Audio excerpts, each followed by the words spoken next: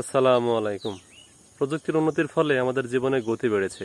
কৃষি, শিল্পক্ষেত্র সহ অন্যান্য ক্ষেত্রে পেয়েছে আমাদের অভাবনীয় সাফল্য।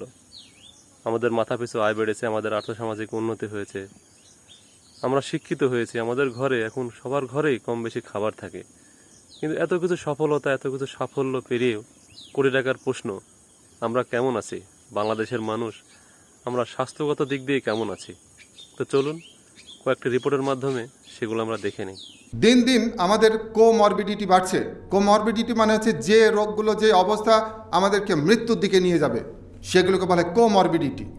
কি বলছে দেখেন, বাংলাদেশে এখন বেশি মৃত্যু হচ্ছে হৃদরোগে। নাম্বার 1 কিলার ডিজিজ হচ্ছে হৃদরোগ। 5 তরুণের একজন হৃদরোগ ঝুঁকিতে। 5 জন ইয়াং ম্যানকে যদি দাঁড়ায় দেখতে পান, তাহলে বুঝতে হবে ওর ভিতরে একজন হৃদরোগী ঝুঁকিতে। কি অদ্ভুত ব্যাপার! ক্যান্সার এবং হৃদরোগী বাড়ছে, প্রতিনিয়ত বাড়ছে, প্রতিদিন বাড়ছে। প্রতি 10 জনে একজন ডায়াবেটিসে আক্রান্ত। কি অদ্ভুত ব্যাপার! এবং প্রতি 5 জনে একজন উচ্চ রক্তচাপে আক্রান্ত। এবং দেশে 1 বছরে স্ট্রোকে মৃত্যু বেড়ে দ্বিগুণ। এই রোগগুলোকে একত্রে বলা হয় অসংক্রামক রোগ, নন কমিউনিকেবল ডিজিজ।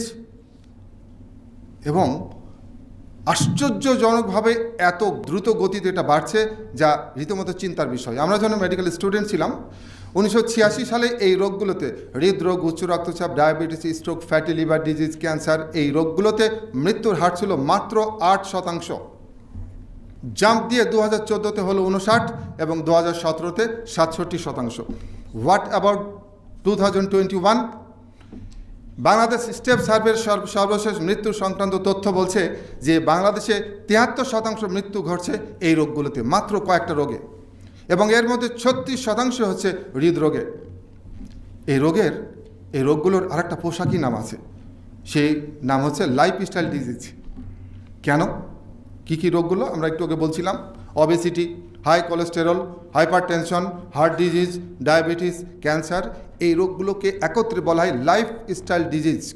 কেন? লাইফস্টাইলের ভুল, জীবনযাত্রার ভুলই হচ্ছে এই রোগগুলোর মূল কারণ। এগুলো আকাশ থেকে পড়ে না বা বংশগত অর্জন নয়। মূল কজ হচ্ছে জীবনযাত্রার ভুল, আমার জীবন আচরণের ভুল।